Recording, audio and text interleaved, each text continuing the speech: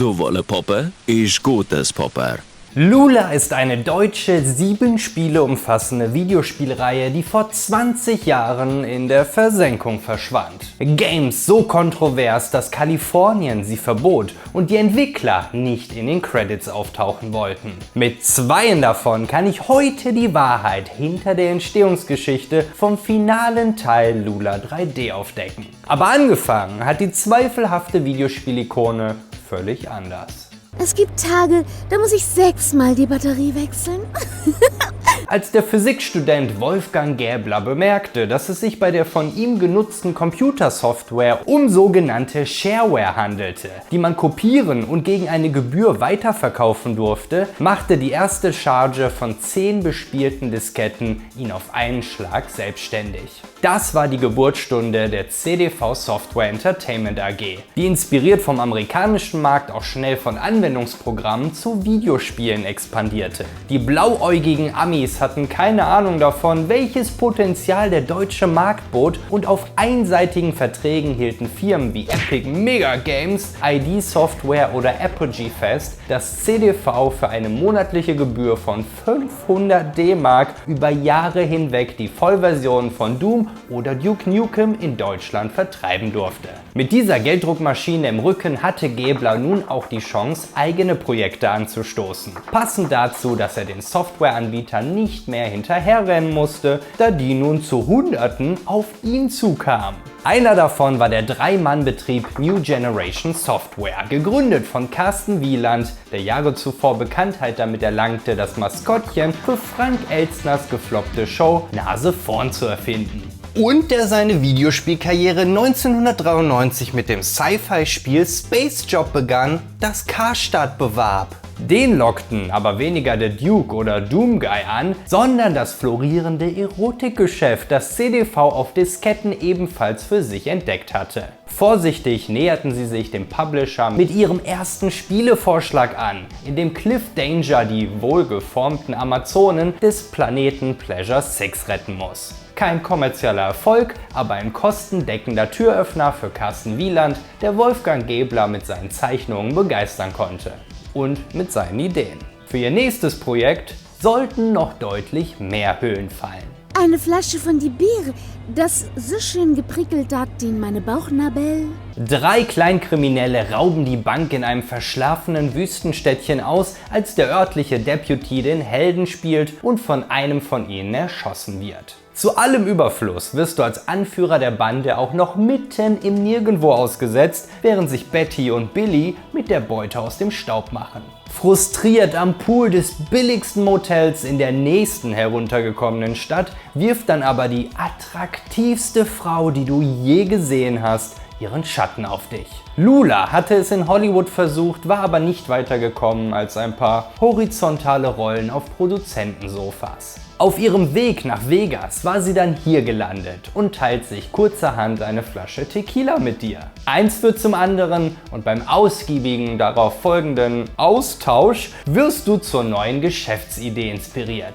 Hey baby, do you still want to be famous? Wow, that would be wonderful.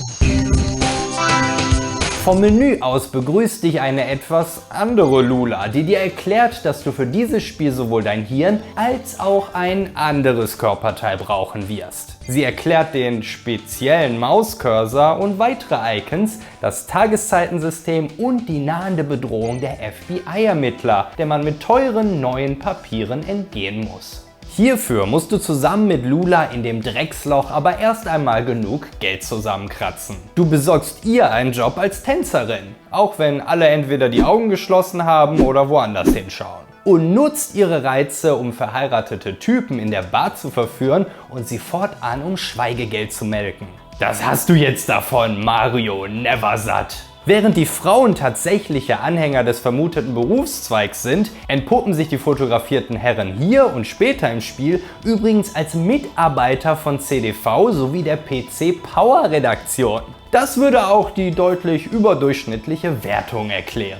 Auch den gelegentlichen Alki auf der Toilette kannst du vermöbeln, um seine Wertsachen beim Pfandleiher zu Geld zu machen. Damit rollt der Rubel aber immer noch nicht schnell genug. Also deckst du dich im Kameraladen mit Equipment ein und nutzt Lulas Qualitäten in Verbindung mit dem überraschend teuren Hotelzimmer, um Material zu produzieren, das der Agent dir im Austausch für tägliche Lizenzgebühren abnimmt. Das ausladende Angebot an Erwachsenenspielzeug kann vielleicht dabei helfen.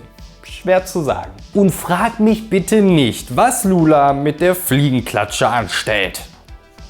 Treibst du's mit der Erpressung oder der Körperverletzung zu weit, nimmt dich allerdings der Sheriff in Gewahrsam. Zum Glück macht dich die andere Lula auf die Peitsche und Handschellen am Boden aufmerksam, denn der Sheriff entpuppt sich als opfersuchende Dominanzvertreterin, die dich mit Striemen auf dem Rücken und einer Verwarnung gehen lässt. Mit steigenden Einnahmen kannst du dir auch eine Videokamera leisten und Nebendarstellerin, wenn Lula danach ist. So dass du ein diversifiziertes Portfolio anbieten kannst, während dich die News darüber auf dem Laufenden halten, dass das FBI dir immer mehr auf die Pelle rückt. Die Biker zu bezahlen, um die Agenten zu vermöbeln, liefert immer nur einen geringen Aufschub. Also akzeptierst du widerwillig Lulas ihrer Meinung nach verdiente Textilphasen und wartest auf ausreichend hereinflatterndes Geld, während du beflügelte lilafarbene Gummisprengel vom Himmel schießt. Mit $50.000 und frischen Papieren von Dealer Don kannst du nicht nur das FBI abschütteln, sondern auch dieses Kaff hinter dir lassen. Wow,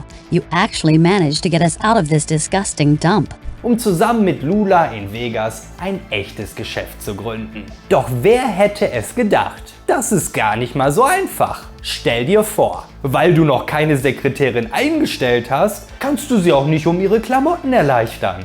Dann weißt du wenigstens schon mal, wozu die gut ist. Um Blockbuster-Filme im großen Stil zu drehen, braucht man scheinbar eine Menge Gebäude und Personal. Im Castingbüro schaltest du Anzeigen für Darsteller mit den gewünschten Attributen und für Angestellte mit festgesetzter Berufserfahrung sowie Gehaltsvorstellungen. Mit dahinschwindenden Tagen und Budget trudeln dann Bewerbungen ein und mit etwas Glück hat man nach einigen weiteren Tagen seine Basiscrew zusammen. Im Planungsbüro darf der Autor dein erstes cineastisches Meisterwerk verfassen, bevor du am Storyboard die Kameraeinstellungen zusammenstellst. Oder vielmehr Kamerastellungen. Deine eingestellte Casting-Agentin testet dann die Darsteller auf Schmerz und Schlieren und zusammen mit Regisseur, Kameramann, Lichttechniker und dem entsprechenden Equipment können die Dreharbeiten endlich beginnen. Während dein Planungsbüro schon die nächsten buchstäblichen Banger fertig geschrieben hat. Höchste Zeit, denn von deinen 50 mitgebrachten Tausendern waren nur noch -3 vorhanden. Kein Wunder, dass Lula dich nicht einmal mehr mit der Kneifzange anrühren möchte. Don't touch me. You promised me the sky, and what do I get? Nur noch 10 Drehtage, mein Honigkuchenpferd. Plus minus ein paar weitere, weil die beiden Amateurdarsteller die Produktion ständig ins Stocken bringen. Holly Pepper fällt in Ohnmacht, als sie ihre Partnerin sieht. Dann verfällt sie in Panik angesichts der nonverbalen Natur ihrer Rolle oder möchte den Mund nicht zu voll nehmen, solange ihr Partner nach Fisch stinkt. Arabella Jusko zieht's durch, bricht sich dabei aber einen Zahn ab. Ganz zu schweigen von der Sabotage der Konkurrenz, die du übrigens auch selbst bei deinen Freunden, den Bikern, in Auftrag geben kannst. Mit weiteren Oscar-Kandidaten fertig in der Schublade erreichst du so noch vor irgendeiner Fertigstellung dein Kreditlimit von -$70.000 und musst die Insolvenz anmelden. Und da hast du noch nicht einmal einen Cutter oder Kopierer eingestellt, die mindestens notwendig sind. Reden wir gar nicht von den anderen Stationen zum Erfolg, wie dem Lager, dem Setbau, der Requisite, dem Marketing, dem Sound und weiteren Filmstudios. Wir haben nicht einmal genug Kohle, um unsere Darsteller zum vertrauenserweckenden Schönheitschirurgen zu schicken. So bleibt mir leider der dritte Akt des Spiels, der Aufbau einer Kette für gewisse Spielzeuge und Accessoires, verschlossen. Da will dir im Hilfebildschirm nicht einmal mehr die Tutorial Lula helfen.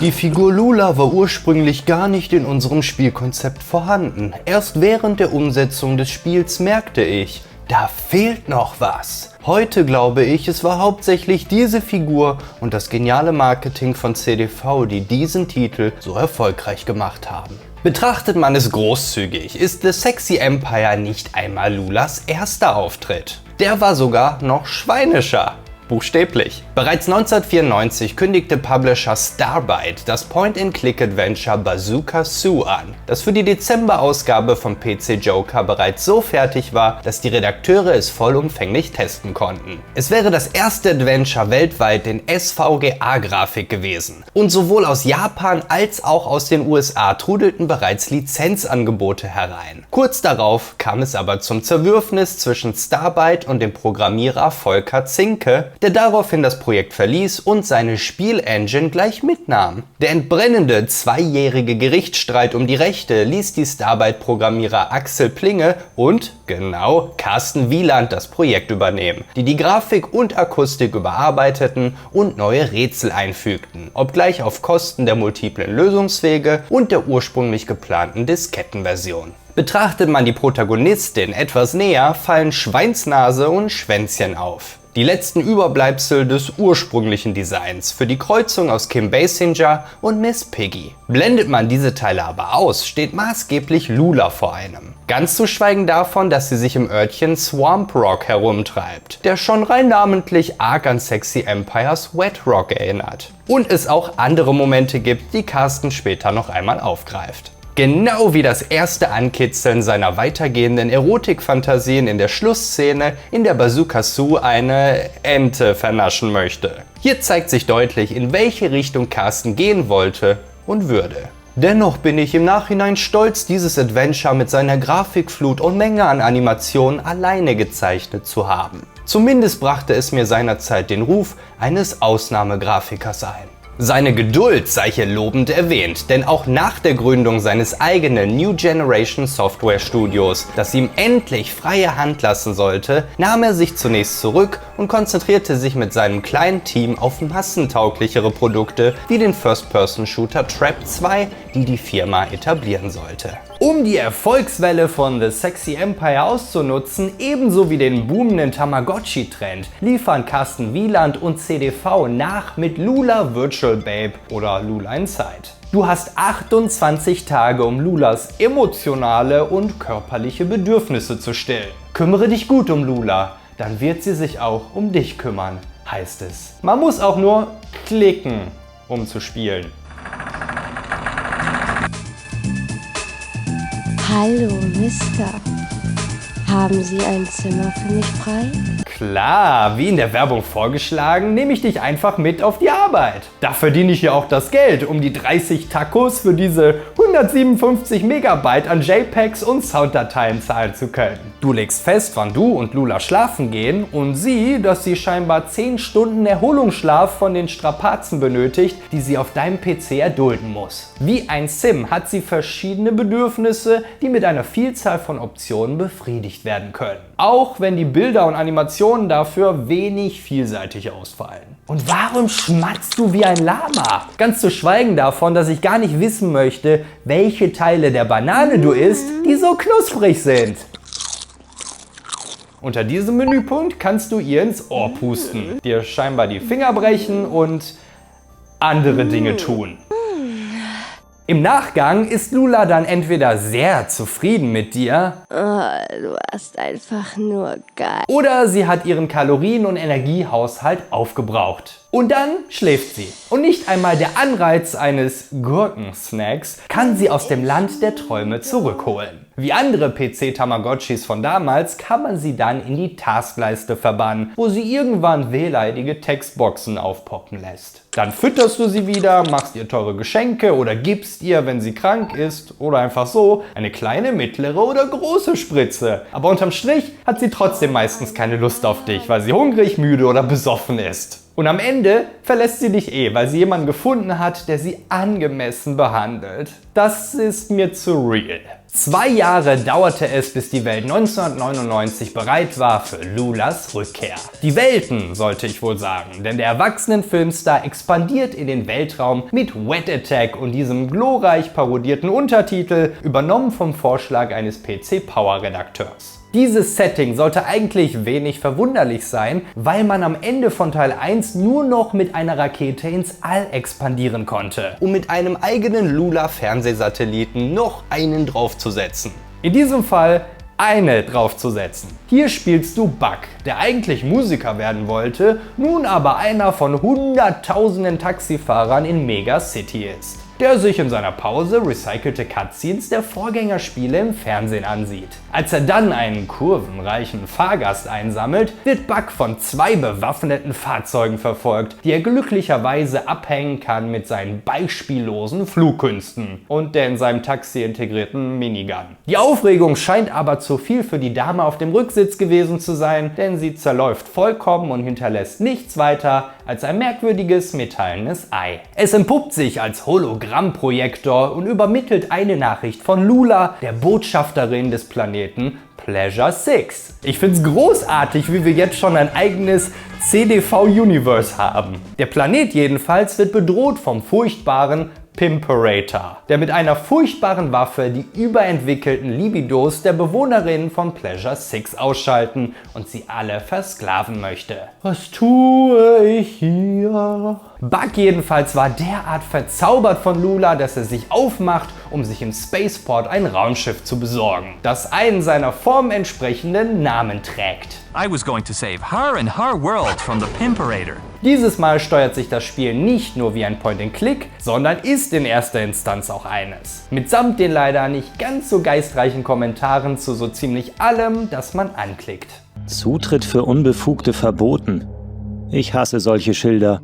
Normalerweise schmeiße ich Eier auf solche Unverschämtheiten. Um Lula zu finden, musst du verschiedene Planeten der Milchstraße aufsuchen, was nur möglich ist, wenn du dein Raumschiff upgradest und die verschiedenen Bereiche darauf gewissenhaft verwaltest. Während du mit deiner Laserkanone Weltraumpiraten abwehrst und die zu allen Schandtaten bereiten Roboter an Bord bei Laune hältst. Ein maßgebliches Problem von Wet Attack im Vergleich zum deutlich erfolgreicheren Vorgänger ist der fehlende visuelle Charme von Carsten Wielands Zeichnung. Man beschloss mit der Zeit zu gehen und auf 3D zu setzen. Eine Technik, die Wieland und sein Team bei weitem noch nicht gemeistert hatten und die sich auch überhaupt nicht mit seinem typischen Stil in Einklang bringen ließ. Das Resultat ist nicht nur eine wenig ansehnliche Spielwelt, sondern auch die hässlichste Lula der gesamten Reihe. Und da inkludiere ich auch die für Lula Inside in augenscheinlich Paint gemalt wurde. Doch sie ist nicht nur hässlich, sondern auch nahezu gänzlich abwesend. Davon abgesehen, dass sie das In- und Outro des Spiels dominiert und die Motivation des Protagonisten verkörpert, hat man offenbar die Realisierung vergessen, die The Sexy Empire gerettet hatte.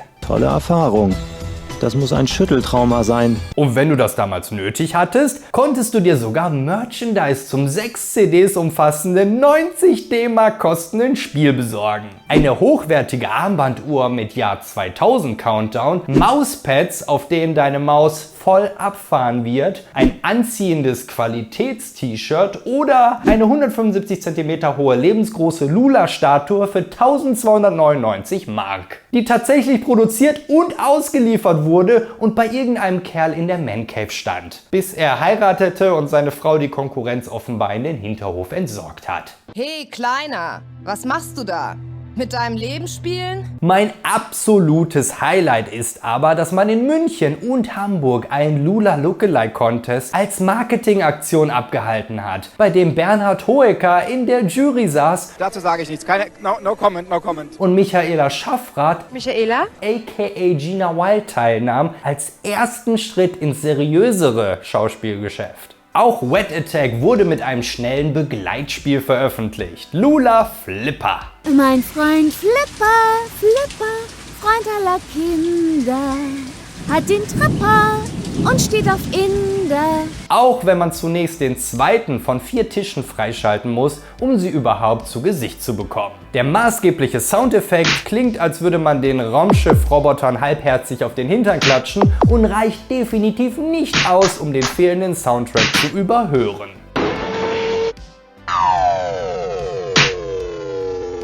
Die 5 hochwertigen Audiotracks muss man wohl erst auf der CD der laut Cover erotischsten Flipper-Simulation, die es je gab, suchen. Am Ende des Tages drückt es Lula selbst aber am treffendsten aus. Gib mir die Kugel, Kleiner! Nachdem Wet Attack noch ambitionierter war als sein Vorgänger und Publisher CDV sogar rund 1 Million zur Entwicklung beisteuerte, fiel der Erfolg geringer aus als beim Reihenauftakt. In dieser Zeit entstanden auch Streitigkeiten zwischen den ehemaligen 3 Freunden bei New Generation Software, woraufhin sie das Studio zur Jahrtausendwende schlossen. Ebenso Interactive Strip, gewissermaßen das Pseudonym, unter dem sie die Lula-Spiele veröffentlicht hatten, um wohl ihre Seriosität zu wahren. Carsten Wieland und Namensvetter Carsten Korte gründeten daraufhin ohne Helmut Teuerkauf Redfire Software, um sich auf ihre Stärken zu berufen und Blockbuster zu entwickeln wie Ibiza Babe Watch, Erotica Island, Juicy Lucy und Castle Knatterfels 3D. Sicher hätten sie auch gerne mit Lula weitergemacht, doch die Rechte an der Marke schienen nicht mehr bei ihnen zu liegen. Der damalige CDV-CEO Wolfgang Gäbler kann sich rückblickend zwar nicht vorstellen, dass die Rechte bei ihnen lagen und dass sie Redfire Steine in den Weg gelegt hätten, wie die Rechte für Lula 3D letztlich aber doch wieder bei ihnen landeten, ist ihm entfallen. Nein, also wir hatten die Rechte nicht, nein. Ich muss jetzt dazu auch sagen, so ganz 100%ig bin ich mir dann nicht mehr sicher, aber wir hätten garantiert da keine Probleme mit gehabt. Wir hätten ganz sicher dem zugestimmt, dass wir da irgendwie weiter zusammen mit Lula was machen. Wie kam dann die Lizenz wieder zu euch? Das ist eine gute Frage. Ich muss ganz ehrlich sagen, da muss ich jetzt glatt passen. Ich denke, wir haben die Rechte gekauft und dafür einen Einmalbetrag oder so bezahlt. Natürlich auch durch die Tatsache, dass wir den Börsengang gemacht hatten und so Mittel zur Verfügung gehabt, die wir davor natürlich nicht hatten. Also ich schätze, dass es daher kam. Das würde zweifelsohne erklären, warum Redfire Software ein Inside-Chassis veröffentlichte, das nichts weiter als ein Lula-Klon war. Bis hin zu den vollkommen identischen Technologieaufklebern. Zweifelsohne musste aber etwas zwischen CDV und Wieland samt Team vorgefallen sein, denn der Unmut von letzteren wurde mehrfach öffentlich kundgetan. In ihrem Newsbereich erwähnen sie, dass Lula auf unbestimmte Zeit im Karibikurlaub wäre. Nach dem großen Erfolg ihrer ersten beiden Comicspieltitel und dem darauf folgenden 3D-Vollflop hat sich der Star für unbestimmte Zeit in Urlaub verabschiedet. Man munkelte, dass Lula von ihrem Ausflug ins Weltall und der 3D-Operation im Nachhinein so frustriert war, dass sie plante, ganz aus dem Business auszusteigen. Es sei denn, sie bekäme wieder Comicrollen angeboten. Ein maßgeblicher Wendepunkt in der Geschäftsbeziehung war wohl CDVs Börsengang im April 2000. Nach der stets schwierigen Zusammenarbeit mit Starbyte Software war aber auch schon die Entwicklungszeit mit CDV vor dem Börsengang ein Riesenspaß. Bau dir dein eigenes Erotik-Imperium auf. Jetzt kostenlos online spielen. Bevor wir zum Kernstück des Videos kommen, springen wir noch schnell in die Zukunft ins Jahr 2012, als das kostenlose Spin-off Lula Online veröffentlicht wurde. Ein im Browser spielbares Flash-Game mit Mikrotransaktionen in Form von Lula Diamonds. Und natürlich Rubbellosen. Wie im Originalspiel steigst du ins Erwachsenen-Filmgeschäft ein, verwaltest und erweiterst das Studiogebäude und stellst Darsteller und Assistenten ein, die sogar aufleveln und damit die Qualität der Produktion aufwerten können. Satte 6 Jahre generierte Entwickler und Publisher Lula Online GmbH offenbar Umsatz, bevor man 2018 die Server abschaltete und die Firma schloss. Während das Spiel nach wie vor in der Beta-Phase war, wohlgemerkt. Wer dahinter steckte, ist ein wohlbehütetes Geheimnis. Aber ich konnte den Namen Markus Pintaske ausfindig machen, der seit 2004 Geschäftsführer der 2i Productions GmbH ist, laut eigener Aussage Betreuer des Programms eines erotischen Fernsehsenders im Free TV. Ich würde sagen, das passt. Im Gegensatz zu den Zeichnungen, die weit entfernt davon sind, den Charme der ursprünglichen Wieland-Modelle einzufangen. Das erotische Browser-Game. Kostenlos und geil. Doch das ist nur die Vorgeschichte, eine der kuriosesten Videospielreihen überhaupt. Denn Lula sollte zurückkehren, wofür CDV sogar ein eigenes Entwicklerteam zusammenstellte. Gleich im Anschluss tauchen wir ein in die unfertige, tragische Welt von Lula 3D, analysieren die schlechtesten Rätsel, die absurdesten Charaktere und finden heraus, warum die Entwickler das Spiel bis heute das Spiel, das nicht genannt werden darf, nennen. Mit exklusiven Einblicken des Leveldesigners Marc Schmidt und eines zweiten anonymen Entwicklers enthüllen wir die Wahrheit hinter den Kulissen einer Produktion, die von Streitigkeiten und Hindernissen geplagt war. Du wolle Popper, ich gutes Popper. Wie schon im Auftakt der Reihe unterstreicht Lula, dass Vorfreude und Zappeln-lassen nicht zu ihrer Definition von Erotik gehört und zeigt gleich im Introfilm alles, das sie hat. Und obwohl der mit ausgelassenem Lachen endet, deutet die Mystery-Musik im folgenden Ladebildschirm eine ungeahnte Ernsthaftigkeit an, die sogleich verfliegt, als der fetzige Menüsong einsetzt. Ein unvergleichbarer Vibe seiner Zeit. Bei Puller Alarm wäre ich auch am liebsten die ganze Zeit im Menü geblieben. Aus mehreren Gründen. Den Grafiklippenstift auf volle Pulle gedreht, kann es also losgehen. Und ich warne euch gleich vor, ich habe das Spiel eiskalt durchgezogen. Brian, ich verstehe dich kaum. Beruhig dich erstmal. Brian, mein Mobiltelefon hat gar keinen Akku und transpiriert beunruhigend durch meine Hand. Nach all den Strapazen als Darstellerin, Weltraumbotschafterin, Tamagotchi und Flippertisch hat Lula es endlich geschafft. Sie darf sich nun Regisseurin schimpfen und macht Homeoffice in ihrer Villa in Beverly Hills. Brian hingegen ist ihr Produzent, verantwortlich für eher so plätschernde Erfolge. Er beschwert sich darüber, dass die als Hauptdarstellerin eingestellten Drillinge ausgeflogen seien. Doch die Untersuchung des Zimmers lässt Fremdeinwirkung vermuten. Die Mädchen sind entführt worden, Brian. Oder verschleppt oder sonst was.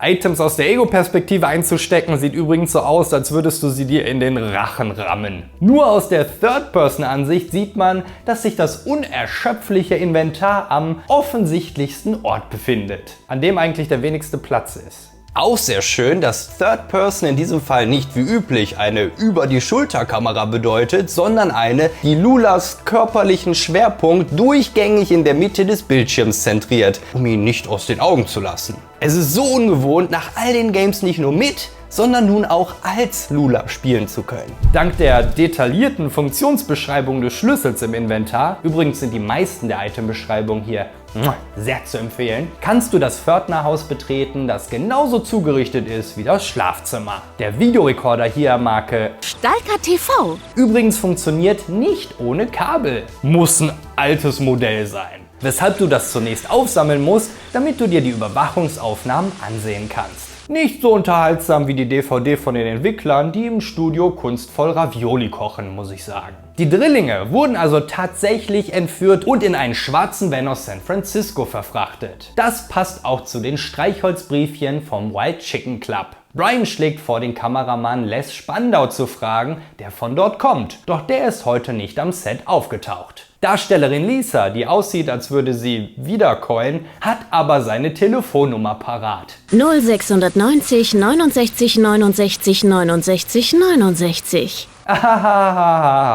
Also wie die Hausnummer, das Nummernschild und die Soundanlage, was? Er kann bis zu 690 Stunden am Stück aufnehmen. Ich mag infantilen Humor ja genauso sehr wie der nächste. Aber ein bisschen Stil hätte ich schon gerne. So wie den in perfekter Dualität dargestellten Brunnen, in dem Lula schon mit Dieter Pohlen geschwommen ist. Du musst also nach San Francisco. Als letzte Hürde gilt es nur noch, den Autoschlüssel für den 57er Chevy zu finden, den Lula dem Präsidenten der Hells Angels abgekauft hat. Nach einer Schnitzeljagd durch sämtliche beschäftigte Pärchen des Hauses entdeckt Brian den Schlüssel doch in seiner Hosentasche und du kannst los. Es ist allerdings eine lange Fahrt. Also vielleicht noch schnell Pipi machen? Also, das geht zu weit. So.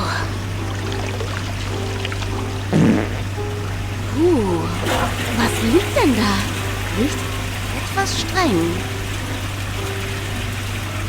Da bin ich schon wieder.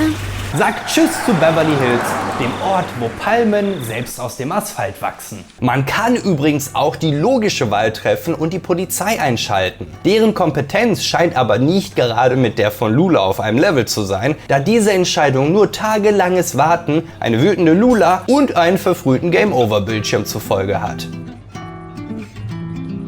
Den Wild Chicken Club zu finden ist zwar ein Kinderspiel, hineinzukommen aber deine nächste Herausforderung. Denn Manager Stanley lässt nur Frauen rein, die für ihn arbeiten. Und an der Hintertür steht Hank. Stanley sagt, wer mit Tänzerinnen was anfängt, fliegt. Stanley hat recht! Ich fliege! Neben dem Etablissement jedenfalls steht der Lieferwagen aus deinem Überwachungsvideo und du hast einfach eine Ahnung, dass er den Bösen gehört. Hinten findest du einen Ohrring der Drillinge, laut Inventar sogar mit Ohr dran. Das überzeugt Standys Mitarbeiterinnen, die draußen ihrem Dayjob nachgehen, Lula zu helfen. Sarah leiht ihr zwar ihren Mitarbeiterausweis, die Ähnlichkeit ist aber alles andere als verblüffend. Ich darf nur Leute reinlassen, die wie das Bild auf ihrem Ausweis aussehen. Maßgeblich die Haarfarbe scheint das Problem zu sein. Vielleicht kannst du das Fell der überfahrenen Ratte benutzen? Ganz bestimmt nicht. Ja, dachte ich mir schon. Als du es bei deinem Kameramann Spandau versuchst, ist der dummerweise nicht da. Also versuchst du es bei seinem einzigen Nachbarn. Tomaten? Die Tomate bekam ihren Namen von den Azteken, die sie Tomatel nannten. Das Fruchtgemüse zählt zu den Nachtschattengewächsen. Im Gemüsefach des Kühlschranks halten sich Tomaten problemlos 3 bis 4 Tage.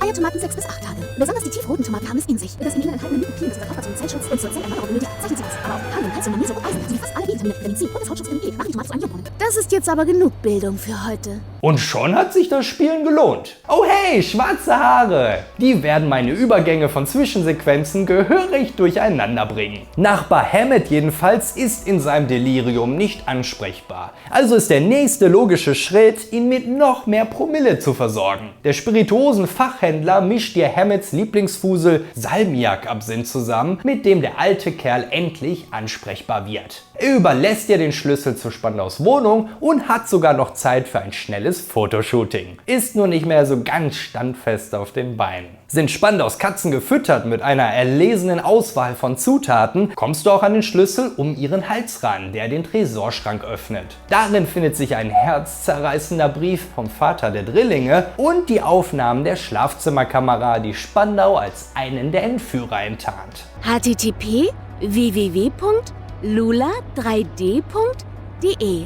Huch, das bin ja ich!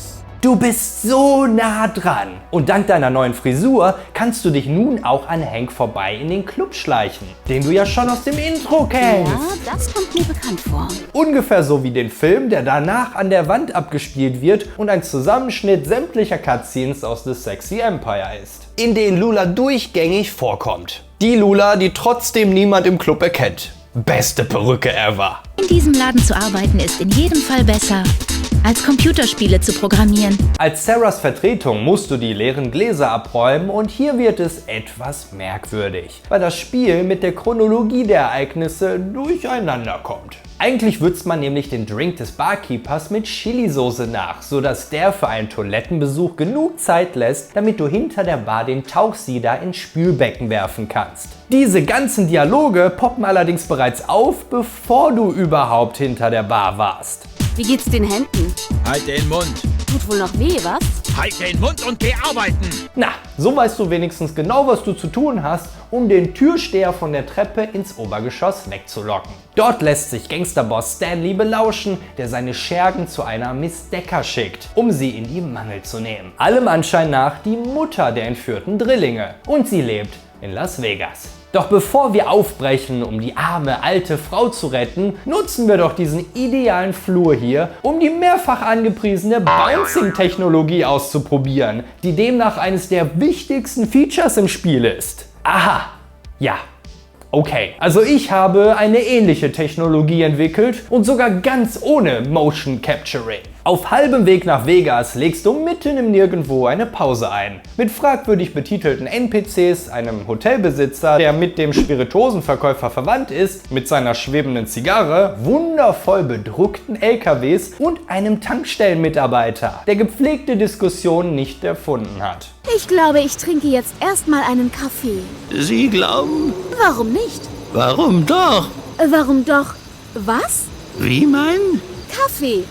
Ich will einen Kaffee. In einer Tasse. Immerhin lässt er sein Messer fallen, als er von Lulas Aufmunterungsversuchen überfordert davonrennt, das du benutzen kannst, um den schwarzen Van der Gangster außer Gefecht zu setzen. Und um dich gegen sie zu verteidigen, als sie dich dabei erwischen. Wenn ich hingegen denjenigen erwische, der diese Stelle entworfen hat, muss er sich gegen mich verteidigen. Das ganze Minispiel besteht daraus, dass du in Deckung bleibst, bis du den Kugelhagel versiegen hörst und dann schnell hervorlugst, um selber einen Wurf abzugeben und deinen Gegner damit einen halben Energiepunkt abzuziehen. Einen halben! damit der Spaß doppelt so lange hält. Gehst du zu spät in Deckung oder versuchst vergeblich mehrere Treffer hintereinander abzusetzen, wirst stattdessen du getroffen. Und sobald Lulas Energie zur Neige geht, wird das Zielen mit dem wackeligen Deliriumsbildschirm noch angenehmer. Abwechslung pur! Lula muss sich in Shooter-Spielen gegen Schurken verteidigen. Da es im Motel nichts gibt, außer ein zu beobachtendes Pärchen aus Athleten, willst du weiterfahren. Doch wirst in den Raub des anliegenden Diners involviert, als die Täterin Gina Lula als bereitwillige Fluchtwagenfahrerin rekrutiert. Unsere Blondine scheint ein Faible für bewaffnete Räuber zu haben. Die Polizei in diesem Drecksloch ist dummerweise auf Zack und nimmt sofort die Verfolgung auf, was ungeplanterweise in diese leicht unbeholfene Zwischensequenz mündet.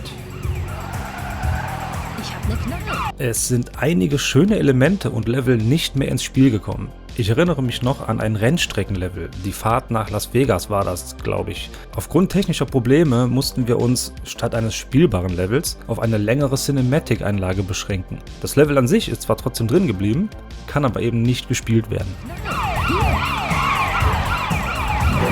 Und weil das Minispiel vor 5 Minuten so spaßig war, darfst du es gleich nochmal spielen. Dieses Mal nur eben gegen 2 Polizisten, was es deutlich schwieriger macht, die Schusspausen abzusetzen. Und die radioaktiven Kisten aus dem abgestürzten Space Shuttle der NASA? Frag mich nicht. Explodieren leider auch nicht. Nachdem du also innerhalb von 10 Minuten zur Räuberin und zum zweifachen Cop-Killer wurdest, fährst du gut gelaunt in Vegas ein. Aber die Sache hat sich gelohnt.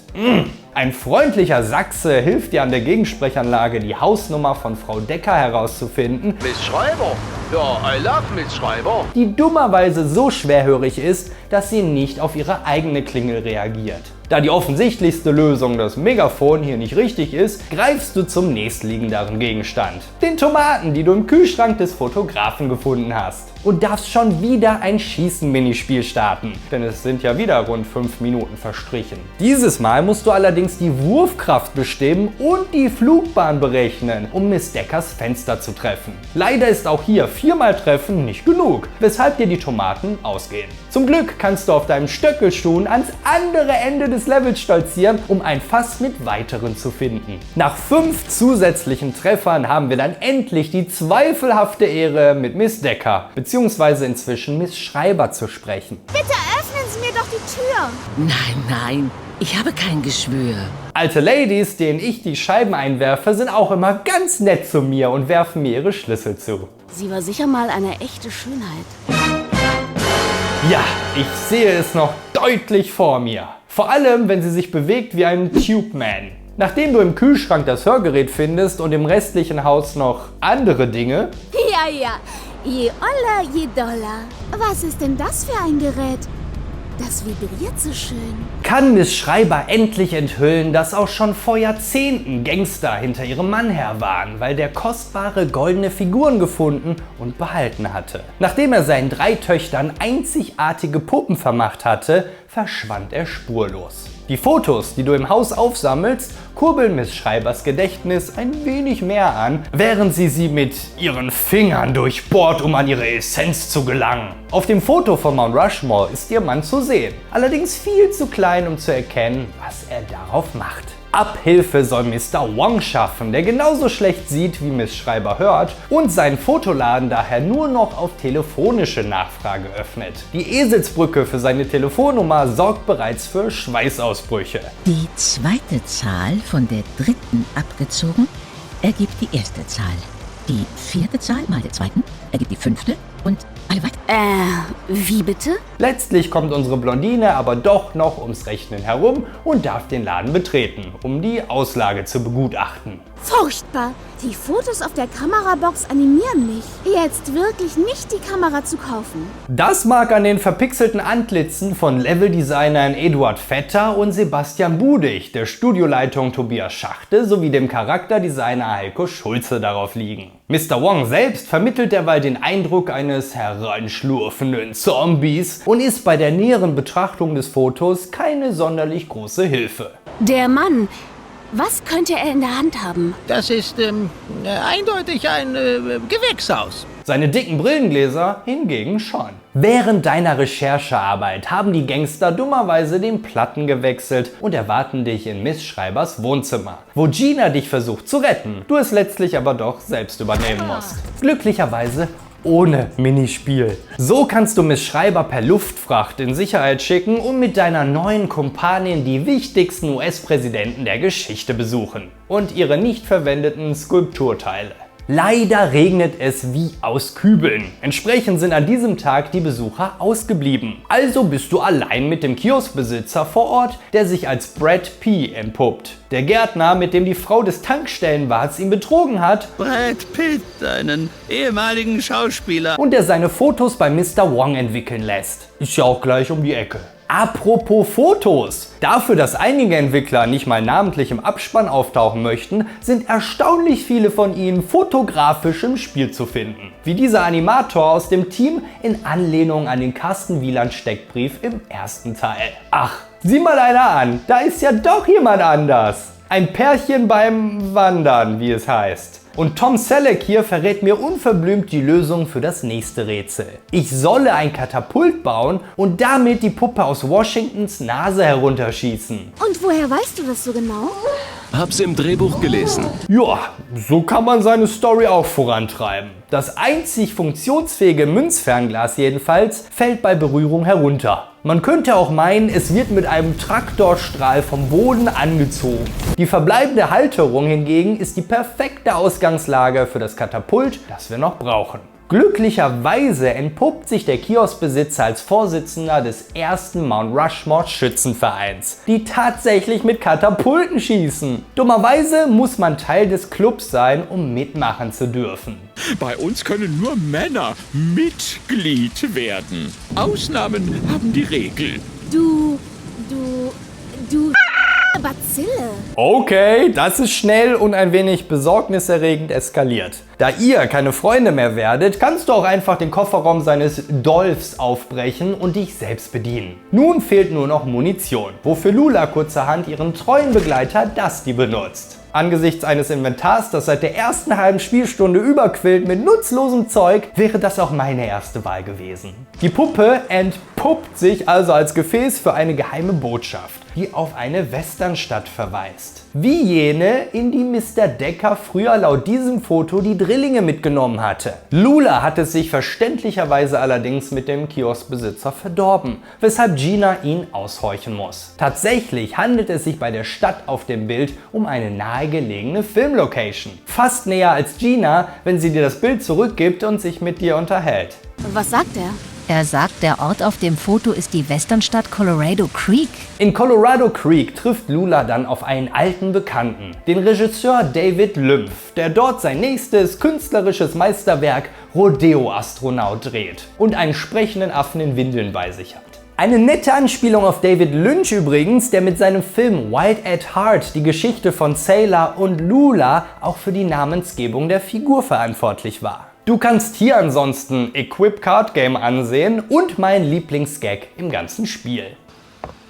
Ah, da liegt ein Glas Cola zum Selbstanrühren. Während du dich am Set umsiehst, fallen dir die merkwürdigen Geräusche auf, die aus der alten Kirche herausdringen. Wobei sie gar nicht so merkwürdig sind und du sie grob geschätzt alle 5 Minuten in diesem Spiel hörst. Angefangen während der Installation.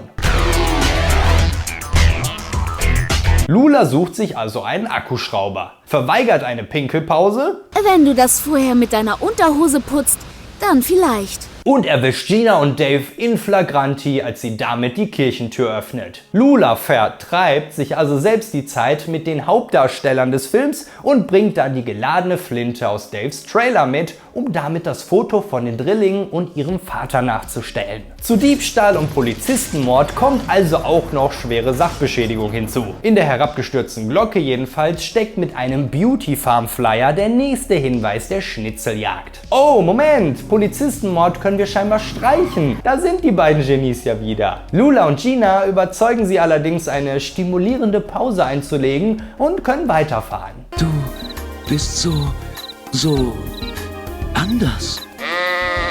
Derweil schafft es Chrissy, eine der Drillinge, von ihren Kidnappern zu fliehen und die 3 Frauen treffen sich in einem Hotel und hey, das stinkende olle Loch kennen wir doch. Die ursprünglichen Lula 3D-Spieler aber wahrscheinlich eher nicht. Ich hoffe zumindest sehr für sie, dass sie nach 8 Jahren nicht immer noch in der Pubertät waren. Dennoch, gerade für Fans ein wirklicher Eiertritt. Wie großartig wäre es gewesen, das ursprüngliche Stillleben von Wet Rock frei erkunden und alte Bekannte wieder treffen zu können. Dort, wo Lulas Geschichte begonnen hatte. Gute Nacht, Chrissy. Gute Nacht, Lula. Gute Nacht, Gina. Gute Nacht, Chrissy. Gute Nacht, Lula. Gute Nacht, Gina. Am nächsten Morgen folgen die 3 Damen dann ihrer letzten Spur zur Beauty Farm. An irgendwas erinnert mich dieses Haus. Ach ja, an das Hotel aus Bazooka Sioux. Ja, hier hat auf jeden Fall zumindest eine Transformation stattgefunden. Die Rezeptionsdame starrt konzentriert und produktiv auf ihrem Bluescreen, im Flur wird Werbung für die Schönheitschirurgie des Hauses gemacht und am Pool hängt ein Rettungsring der Titanic. Ebenfalls dort, also im Luxus-Gästebereich, steht offenbar schon seit Jahrzehnten der fest verschlossene, undekorative Spind von Josh Decker, den du aufbrichst, um die letzte der 3 Puppen zu finden. Zusammen mit Gina und Lulas beeindruckenden Mathekenntnissen legst du dann alle Botschaften von Mr. Decker zusammen und entschlüsselst den Code, der das ganze Abenteuer angetrieben und Lula durch die gesamten USA gescheucht hat. Der Grund, warum die Drillinge entführt, Lulas Wachmann zusammengeschlagen und Mr. Decker wahrscheinlich umgebracht wurde. Die Botschaft lautet: Sex macht Spaß. Also wenn das keine wichtige Botschaft ist.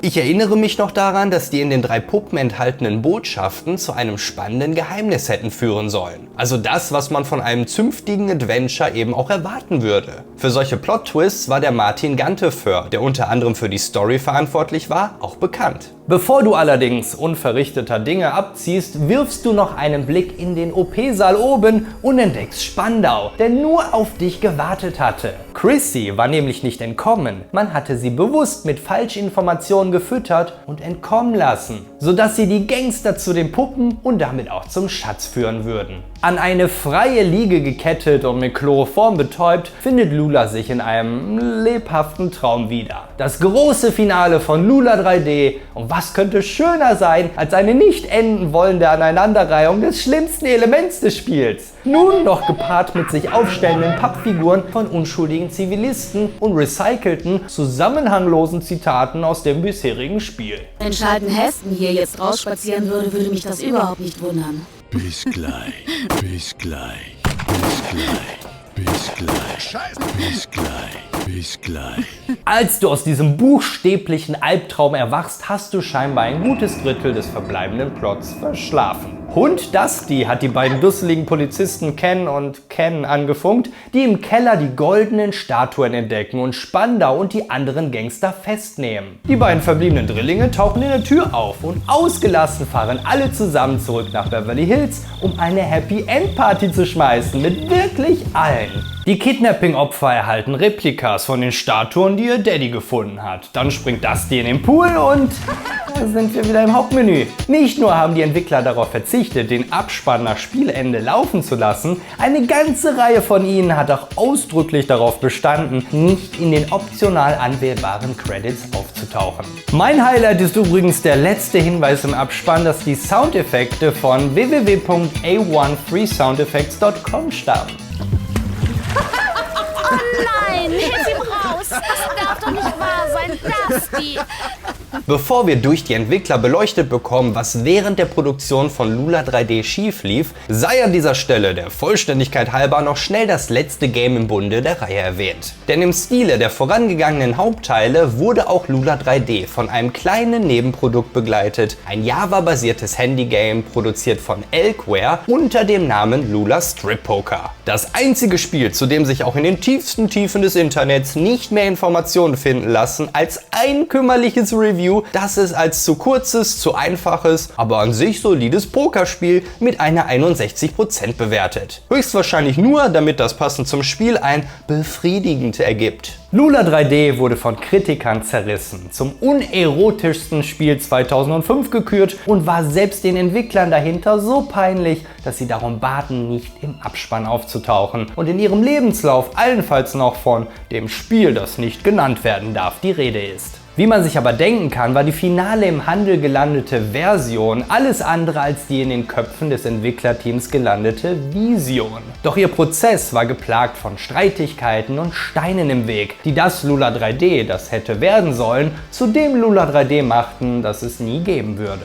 Marc Schmidt war Lead-Level-Designer des Spiels und gehört zu den Beteiligten, die ihren Namen eigentlich nicht mehr mit Lula in Verbindung gebracht sehen möchten. Sorry, Marc. Aber nicht etwa, weil er nicht hinter seiner damaligen Arbeit und der seines Teams steht, sondern nicht gut heißt, was man daraus gemacht hatte. Sein erster Job, nachdem er während 2 Auslandssemestern in Tokio für ein Manga-Studio gearbeitet hatte, war die Anstellung von CDV, bzw. ihrem hauseigenen Studio Siegerland. Die Aussicht, in der Computerspieleindustrie zu arbeiten, war so verlockend, dass er in seinem ersten Jahr tägliche Fahrtwege von insgesamt rund 400 Kilometern auf sich nahm. Vielleicht war die fachliche Erfahrung also noch nicht überragend, aber die Leidenschaft brannte merklich. Und bei seinen anfänglich noch wenigen Kollegen sah es ähnlich aus. Ein anderer Leveldesigner kam direkt von der Games Academy in Berlin zu CDV, die sein Stipendium gefördert hatten. Man kannte die bisherige WET-Reihe und freute sich auf ein Projekt, das witzig zu werden versprach. Doch nicht alles sollte witzig sein, denn die gesamte Produktion war von Problemen durchzogen. Angefangen von den Differenzen zwischen dem, was CDV wollte und dem, was die Studioleitung wollte, sowie über die mehrfachen erzwungenen Wechsel der Studio- und Projektleitung bis hin zur Schließung des CDV-Studios Siegerland nach knapp 3 Jahren und der damit verbundenen Kündigung fast aller Mitarbeiter. Zu diesem Zeitpunkt war das Spiel noch nicht einmal ansatzweise fertig und CDV hatte den fragwürdig optimistischen Ansatz, das Spiel mit einer Minimalanzahl an verbliebenen Mitarbeitern bei sich in Karlsruhe fertigzustellen. Das Ganze hat natürlich nicht wirklich funktioniert und Ergebnis ist das, was man heute kennt und das ist entsprechend katastrophal. Und ich schäme mich offen gesagt für das, was man damals auf den Markt gespuckt hat. Bis jedoch auch er nach 3 Jahren Herzblut auf die Straße gesetzt wurde, entstanden im Rahmen des Projekts ebenfalls schöne und wertvolle Erinnerungen, von denen Marc auch beruflich noch heute zehren kann. Ich hatte neben meiner Tätigkeit als Lead-Level-Designer die Projektleitung des Motion Capturing inne. Das war eine tolle und herausfordernde Erfahrung. Das MoCap hatte CDV in Frankfurt bei Metric Minds machen lassen und es wurde alles per MoCap umgesetzt, was ging. Angefangen von simplen Walk-Cycles der Charaktere bis hin zu den eher schlüpfrigen Szenen, wenn du verstehst, was ich meine. Die Herausforderung bestand unter anderem darin, die ganzen Darsteller zu koordinieren, denn es gab natürlich Darsteller und Darstellerinnen, die bestimmte Szenen bzw. Bewegungen nicht darstellen mochten, was dann andere getan hatten. Und was soll ich so lange machen, bis ihr fertig seid? Gewissermaßen gefangen im idyllischen, aber abgelegenen Burbach mit weniger als 15.000 Einwohnern raufte das überschaubare Entwicklerteam sich zu einer eingeschworenen Familie zusammen, die sich und ihrer Arbeit überlassen wurden. Eine schöne Anekdote, die ich hier noch erwähnenswert empfinde, sind unsere Streifzüge durch Burbach und dessen Nachbardörfer, bei denen wir, ausgerüstet mit Fotokameras, auf der Jagd nach Bildern für Texturen waren. Wir hatten Wände, Fenster, Böden, irgendwie alles abgelichtet, um daraus später Texturen für unsere 3D-Level zu erstellen. Zugriff auf Online-Texturpools gab es damals noch nicht in ausreichender Menge, von den Urheberrechtlinien mal ganz zu schweigen. Witzig war, dass wir uns bei diesen Streifzügen öfter mal gegenüber Grundstückseignern erklären mussten, warum wir hier mit unseren Kameras alles abfotografiert hatten. Doch irgendwann schloss sich die freie Hand, die Publisher CDV ihnen reichte. Mit dem Management von CDV hatten wir recht wenig zu tun. Das hatte sich aber geändert, als CDV die Studioleitung ersetzt hatte und dies der Start des Abstiegs des Studios war. Leider. So wie ich das im Nachhinein mitbekommen hatte, gab es wohl Differenzen zwischen der Studioleitung und CDV selbst. Ein Reibungspunkt war wohl, wenn ich mich recht erinnere, unter anderem die Intensität der Erotik innerhalb des Spiels. Die Studioleitung vertrat Tobias Schachte, ebenfalls Gründer des House of Tales Studios, das mit ihrem Point-and-Click-Adventure Das Geheimnis der Druiden bereits 2000 2001 bei CDV veröffentlichte und dadurch wohl auch ins Gespräch kam, die brachliegende Lula-Marke in dieses Genre einzuführen. Und das mit nicht unerheblichen Mitteln. Wir hatten tausende von Motion-Capture-Szenen erstellt, 13 Tage lang, 8 Stunden pro Tag bei Metric Minds für schlappe 5.000 € pro Tag. Kosten, die ich mir angesichts der Bewegungen im Spiel, inklusive der, die ich nicht zeigen kann, retrospektiv definitiv gespart hätte. Sorry, Puppe, aber das läuft nicht. Ich glaube, dass uns anfangs ein Producer oder Projektmanager gefehlt hat, der die Gesamtentwicklungszeit im Auge behält. So jemand kam erst später mit ins Boot. Wir hatten anfangs keine richtige Leitung, ein grobes Skript lag vor und wir haben bereits losgelegt.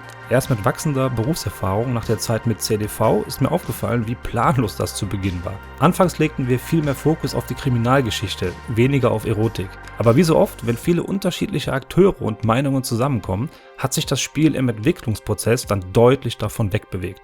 Diese anfängliche Kopflosigkeit zeigt sich auch in den vielen Verschiebungen des Spiels. Laut Website ursprünglich fürs zweite Halbjahr 2003 angekündigt, verschiebt man es im Oktober auf Anfang 2004 und bietet Fans als Entschädigung einen 15 € teuren Lula-Kalender, der im Januar schon nur noch ein Drittel kostete. Einige Monate darauf passte man das Release-Fenster dann ohne Erklärung oder Entschuldigung ein weiteres Mal auf das zweite Quartal des Jahres an, gefolgt von identischen Anpassungen mit jedem weiteren verpassten Release-Termin. Dadurch verpasste man auch die Nische zu bedienen, bevor andere Games Lula 3D zuvor kamen. Playboy the Mansion wurde ein halbes Jahr eher veröffentlicht und auch Leisure Suit Larry kehrte nach langer Abstinenz im November des Vorjahres zurück. Wenn ich daran denke, welche Massen wir an coolem Content produziert hatten, Levels, Charaktere, Stories etc. und was davon in die publizierte Version letztendlich hineingeflossen ist, das ist schon echt traurig. GameStar-Mitgründer Martin Deppe fand sich in der Rolle des Produzenten von Lula 3D wieder. Laut eigener Aussage verantwortlich für Inhalte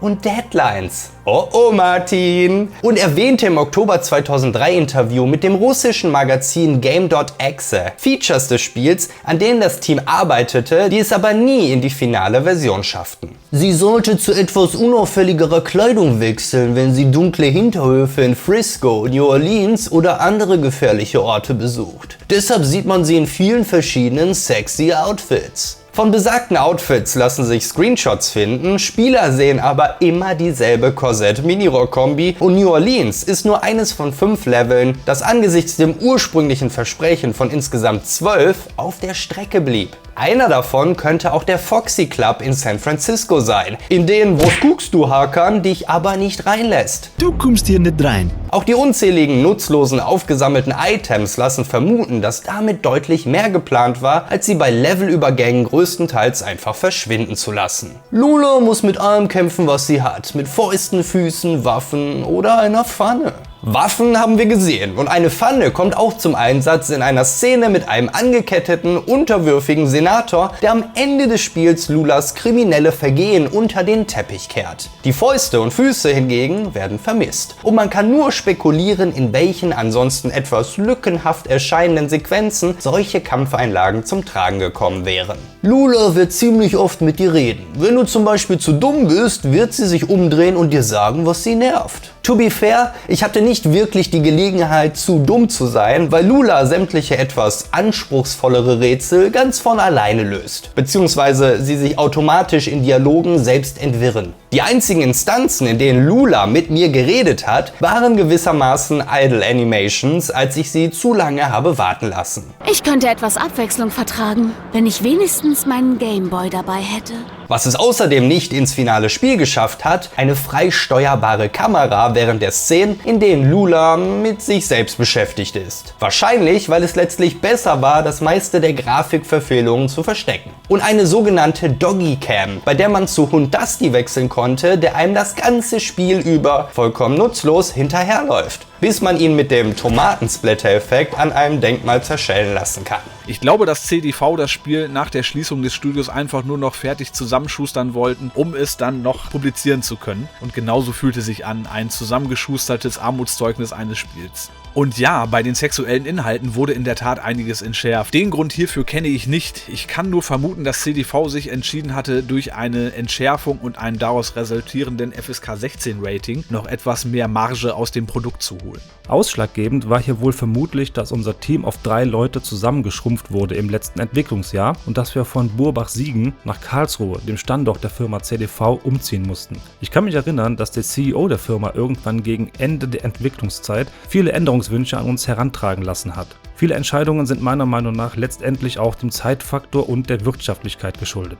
Dir wird gegebenenfalls aufgefallen sein, dass noch weitere Leute nicht in den Credits erwähnt sind. Das liegt unter anderem daran, dass diese Leute explizit darum gebeten hatten, nicht in den Credits zu erscheinen, weil zum damaligen Zeitpunkt schon abzusehen war, in welche Richtung die Entwicklung des Spiels gehen würde. Bin auch mit einigen Leuten von damals in Kontakt. Mit einigen habe ich sogar bei nachfolgenden Spielefirmen weiter zusammengearbeitet. Interessanterweise sind es von den damaligen Kollegen nur noch 2, die immer noch in der Spieleindustrie arbeiten. Alle anderen, mit denen ich noch Kontakt habe, haben sich, so wie ich auch, von der Spieleindustrie irgendwann verabschiedet, weil diese Branche, zumindest hier in Deutschland, sehr volatil war und leider immer noch ist. Zu den ehemaligen Kollegen, die sich von der Spielebranche abgewandt haben, gehörte nach einer Reihe weiterer Games, die absolut niemand zensiert hatte, auch Lula-Schöpfer Carsten Wieland. Bis 2011 hatte sich das Geschäft derart verändert, dass mir der Ausstieg leicht fiel. Bis dahin hatte ich mehr als 50 Games meinen Stempel aufgedrückt und vom Bestseller bis Flop war alles dabei. Er begann sich der Aquarellkunst zu widmen und etablierte sich dort auch international als angesehener Künstler. Im Sommer 2024 jedoch verstarb er im Alter von 59 Jahren.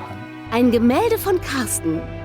Carsten ist wirklich ein toller Zeichner. Ich glaube, dass Carsten Wieland, der Schöpfer von Lula bzw. der Wet-Reihe, damals seiner Zeit voraus war und er mit der Etablierung der Marke Lula eine interessante Nische bedient hatte, die es damals recht schwer hatte. Umso bewundernswerter fand ich es, dass er in CDV einen Publisher gefunden hatte, der sich getraut hatte, eine solche Vision in die Welt hinauszutragen. Ich hatte selbst nur wenig Gelegenheit, mit ihm zusammenzuarbeiten, aber ich habe ihn als sehr angenehmen Menschen kennengelernt. Die Nachricht über seinen Tod hat mich erschreckt, denn er war in einem Alter, in dem man eigentlich noch nicht sterben sollte. Auch wenn die Projekte in seinen letzten Jahren sich krass von dem unterschieden, dass er zuvor in der Spieleentwicklung offenbar aus seinem System spülen musste, er schämte sich nicht. Ich möchte nichts von all den unterschiedlichen Projekten missen, an denen ich in den vergangenen 35 Jahren gearbeitet habe. Ich bereue nichts.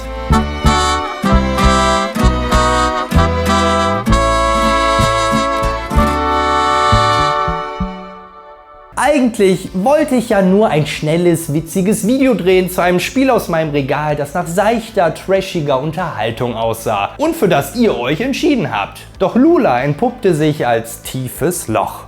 Nicht das, was du jetzt denkst, in das ich mit steigender Faszination immer tiefer hineinfiel. Sei es der entdeckte Ursprung in Deutschland oder der Umstand, dass Lula 3D den Abschluss einer ganzen Reihe von Videospielen bildet. Ja, Lula 3D ist kein gutes Spiel. Das abgerissene und mehr schlecht als recht zusammengeklebte Ende ist überaus enttäuschend. Die angepriesenen Shooter-Einlagen sind technisch furchtbar und ersetzten jede fürs Point-and-Click-Genre typischen, cleveren Möglichkeiten, Konflikte zu umgehen. Die Implementierung von vermeintlicher Erotik so plump, dass sie absolut gar keinen anderen Sinn als Fremdschämen erfüllt. Und auch Lula selbst hätte noch gehörig Feinschliff vertragen können, um sie endlich zu einem stärkeren Charakter zu formen als dem blonden, willigen Dummchen, das gelegentlich mit einem Abschluss in Kernphysik überrascht. Wenn ich den stilisierten Vektor Tangentiale verlängere, dann gibt mir das die Richtung. Die Sprechpausen, in denen die Audiodateien auf das Umblättern der Textfenster warten müssen, strecken die ohnehin schon unnötig langen Dialoge noch weiter. Oder ich laufe einfach in diese Richtung, um zum Mount Rushmore Monument zu kommen. Einige Charaktere sehen furchtbar aus, aber auf eine amüsante Art. Ich bin immerhin aber ganz froh darüber, dass man zumindest das Character Design von Lula an ein anderes Studio, Nuclear Vision, abgegeben hatte, die es laut eigener Aussage im Eilverfahren umsetzen sollten. Auch wenn man von dem finalen Modell halten wollte, was man mochte, es sah doch signifikant besser aus als die ursprünglich angeteasten Lulas. Nur, dass sie sich jetzt etwas arg mit ihrer Umwelt biss. Nuclear Vision wurde erwählt, weil sie mit derselben Engine am Ego-Shooter Psycho Toxic für CDV arbeiteten. Eine parallele Gruselgeschichte, in der CDV infolge finanzieller Engpässe im Jahre 2003 mitten in der Entwicklung die Zusammenarbeit beendete, allerdings nicht ohne den Entwickler außergerichtlich um 30.000 € zu erleichtern. Lula 3D ist aber auch kein schlechtes Spiel. Es steuert sich selbst 20 Jahre später noch sehr gut für ein 3D Point-and-Click-Adventure und man merkt die Hingabe, die in über 3 Jahren Arbeit hineingeflossen ist. Wie es sich für einen vernünftigen Vertreter des Genres gehört, kann die Protagonistin mit sämtlichen NPCs interagieren und ebenso mit einer enormen Anzahl an Umgebungsgegenständen, für die sie abwechslungsreiche und durchaus erheiternde Kommentare bereithält. So eindimensional und aufs Offensichtliche reduziert manche Charaktere sind, so gelungen sind doch wieder andere Gestalten, die ich sicherlich nicht so schnell wieder vergessen werde. Mal sehen, was passiert, wenn ich drehe. Ups! Von den unzähligen obligatorischen Popkulturreferenzen ganz zu schweigen. Ach, Andy, ein Geschenk von Roy. Das ist doch Guy. Guy Rich. Lula, hast du sonst keine Sorgen? Wo bist du? Bei dieser kleinen Michael J? Janet B? Ich hätte wirklich gerne gesehen, was aus Lula geworden wäre, wenn man dem ursprünglichen Studio ein wenig länger freie Hand gelassen hätte. Vielleicht ein Point-and-Click-Adventure, das den weiblichen Gegenpool zu Leisure Suit Larry gebildet hätte? Wenn CDV nicht auf die schon bei Wet Attack fehlgeschlagene 3D-Grafik gepocht hätte, sondern sich eher an Carsten Wielands Charakterentwürfen oder seinem Spiel Airline 69 orientiert hätte, die nicht nur besser aussahen, sondern auch einen Bruchteil an Zeit und Geld gekostet hätten. Vielleicht wäre die Reihe dann auch nicht mit diesem Teil in die Jagdgründe eingegangen. Sicher hätten wir dann noch 1 oder 2 Games geschafft, bevor wir den heutigen Stand einer Gesellschaft erreicht hätten, in denen so eine Reihe und so eine Protagonistin undenkbar sind. Oder vielleicht hätten wir zumindest ein schönes Ende für Lula bekommen, die über das Spiel hinweg ihre romantische Beziehung zu Gina aufbaut, die nur darin resultiert, dass Gina in der Schlusssequenz ein Geschenk von Lula bekommt, das nie geöffnet wird. Und wenn es kein schönes Ende sein müsste, hätte auch ein anderes, markantes Finale den Schlussstrich endgültiger ziehen können. Es war kein durchgängiges Fest, aber ich hatte meinen Spaß mit Lula 3D. Sogar mehr als mit The Sexy Empire. Und dafür möchte ich allen Beteiligten aufrichtig danken. Für jeden Gag, der gezündet hat und für jedes Easter Egg, das nicht hätte sein müssen, aber trotzdem drin war und mir beim Entdecken ein Grinsen aufs Gesicht gezaubert hat. Ruhe in Frieden, Lula. Meine Kanalmitglieder haben ab sofort Zugriff auf die vollständigen Interviews mit den beiden Entwicklern. Vielen Dank für euren Lord-Support. Und auch Oddworld Apes Odyssey hatte eine wilde Entstehungsgeschichte. Überzeugt dich hier selbst.